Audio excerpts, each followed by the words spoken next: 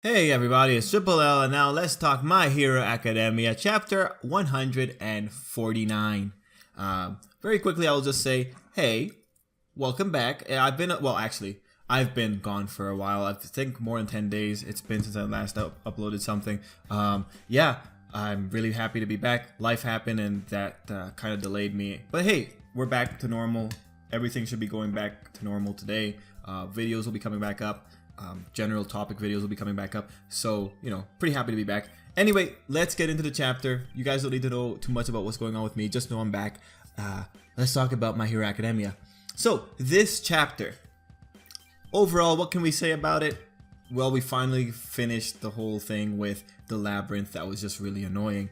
Overall, I'm happy that that's where we ended off with this chapter, that the labyrinth is finally dealt with. Aizawa has erased the guy.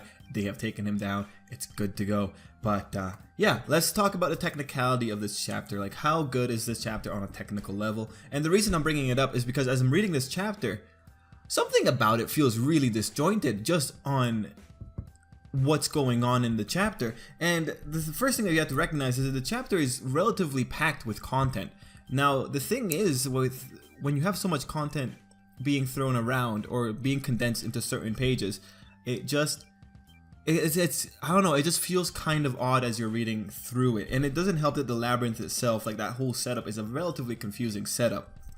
Well, let's break it down piece by piece. So that we started the chapter off with a flashback. It was specifically Toga and Twice meeting up with the 8 precepts. Man, I can't believe I forgot that. Yeah, they were meeting up with Shizaki and just learning about, or just getting acquainted with everyone there. Now, that flashback, its primary purpose is obviously to establish the antagonism between Toga and Twice and the guy that's in the walls. I think his name is Mimic. I don't, the guy. It's the guy that gets beat up at the end.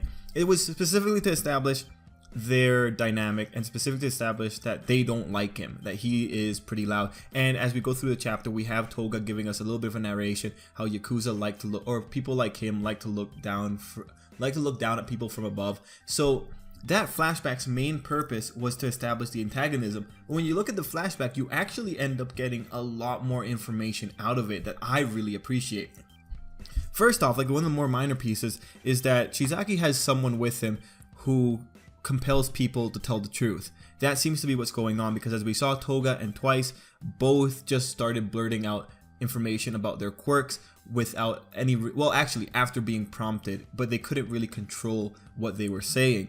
And we also find out that, yeah, okay, Shigaraki isn't planning on betraying Shizaki, or at least hasn't told Toga and Twice that he's planning on betraying Shizaki. So that was pretty cool. We know the quirk of one of Shizaki's guys. But then what I really appreciated was the fact that we got the full specifications on Toga and Twice's quirks. Because, man, when it comes down to like figuring out how these powers work, knowing the full rules of those quirks I appreciate it. I appreciate it so much. I'm not even gonna hide it. I appreciate it so much. So we'll talk about Twice's specifications first, what he's talking about.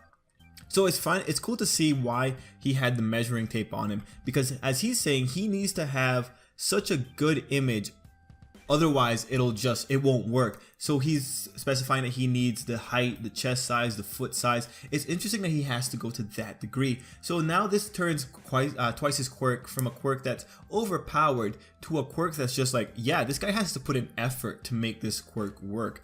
I mean, it's still not the most, when it comes to like requiring effort, it's not the most high up there, but it is pretty cool to see that he does need to take in a lot of considerations. Ultimately pretty good. Like, he does say though that he needs a good image, so I do wonder if he just like stared at someone for like 24 hours, would that be enough for him to like concrete the image into his mind without having to do any actual measurements? That'd be an interesting thing. And he also points out that he's not gonna make a a clone of himself because of, we know his backstory, but he says personal reasons. Now he does point out the clones, the only difference is the stamina, and then he points out the things that he can clone simultaneously is 2. So that one, I I know that one's kind of tricky for me. I don't understand the exact wording. Does he mean like at any one point in an instantaneous moment in time? Does he mean that he can only produce 2 copies? Because we know that from his backstory, he produced a lot of copies of himself. But yeah, that one's an interesting one. But I understand the stipulation. Maybe at any one given point, he can only have 2 things running around. Actually, no. If it's specifically him saying that you could only have 2 clones running around, then his backstory conflicts with that, unless his clones were cloning themselves. So then they were, you know what, actually it makes sense. It might make sense. Moving on. That's twice confuses me. Moving on. Toga was also very interesting because now we find out how her blood thing actually works. So pretty much the blood that she takes in, however amount of blood she has, that's how long she can stay in the form, which is really important because now we can like understand what's going on. Is that, for instance, when she turns into Ochako, she's burning through the blood that she ingested from Ochako. Once she's burnt through that blood, she can't turn into Ochako anymore. So I really like that. I like that kind of logic to her power, that it is limited. And now this is also pretty cool because she also does point out what happens with her clothes, and she points out that she can turn into a bunch of different people. It's not just like one transformation overrides the other. As long as she has the blood fuel, she can turn into that person. Pretty cool. And as I recall, Toga did get a small blood sample from Izuku. And this is really important because now we know there's no real value in her having that blood sample, because she'd turn into Izuku, but she wouldn't be able to maintain her form as Izuku for very long. So that means that whatever they might be planning in the future might involve taking one for all from Izuku. Man, sometimes I get my words mixed up for those ones. Because they have a small enough sample of his blood, but not enough of a sample for Toga to take advantage of it. So I'd be really interested to see what's going to happen with Izuku's blood sample. Anyway, let's see. Did she say anything else that was really interesting? No, I really appreciated that she explained what happens with her clothes. Like, I appreciate when they think about those logistics. So ultimately, that flashback, it gives us a lot of information, but in terms of the purpose of the flashback, it's like a very interesting kind of, you know, he was hitting 2 birds with 1 stone. He gave us quirk information, but the purpose of the flashback was to establish the rest of the chapter. And now, speaking of the rest of the chapter, it gets chaotic because we are dealing with the guy that's really angry and trying to cause a mess in everything. And throughout the whole process, we have Toga and Twice reacting to it. And what's going on here is that Toga and Twice are effectively trying to get the heroes to deal with it. But throughout the whole thing, the heroes aren't communicating with the villains. So it makes for this really interesting kind of dynamic in which they're technically, well, the chapter makes it seem as though they are communicating. The scenes make them seem as though the 2 groups are communicating, but it's really just Toga and Twice antagonizing the guy, and then the heroes being attentive enough to hear the reactions from the guy.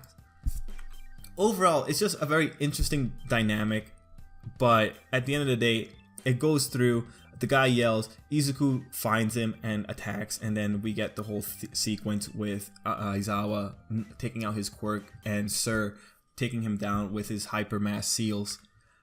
Really, after the flashback, it gets pretty simple. It's a pretty simple chapter after the flashback. It's just a lot of action sequences, and there's not really much that we can talk about besides the manipulation that Toga was pulling off against the Yakuza. Anyway, after that, you know, the characters do admit that they've been used, and we end off Izuku's part of the chapter with that, and then we go into the last, I guess, double page, which is Mirio meeting up with Shizaki. And now I am very scared because there's one thing that was established about Shizaki back when the Red Riot stuff was happening, and that is that Shizaki's very strong, much stronger than we could have expected. He's faster than we could have expected. So you have an issue of a guy that can destroy you if he touches you just instantly versus the guy who could turn intangible. What's going to happen to Mirio? Is he going to be able to activate his quirk before Shizaki activates it? Is Mirio going to get hit by the bullet? What's going to happen to Mirio? So, you know, it's a pretty tense situation. It sucks when you have heroes meeting up with a villain by themselves. Like, look what happened to the guy that met up with Toga. He got stabbed, and now Mirio's meeting up with 2 villains, and it's like, oh, Jesus Christ. what's gonna happen. But that's the excitement of the chapter. What's gonna happen next week, who knows. Anyway, overall the chapter I think is good. When you look at progression, we continued with the labyrinth thing and we finally solved the problem that is the labyrinth, and we end off with a pretty nice cliffhanger. We also got a lot of information that's very valuable. It's going to be very valuable for the future. So overall, it's a very worthwhile chapter. Anyway, I'm going to leave it there. I ultimately really like the chapter. I really appreciate the quirk descriptions. And yeah, guys, thanks for watching. And until next time, I hope you have a great day.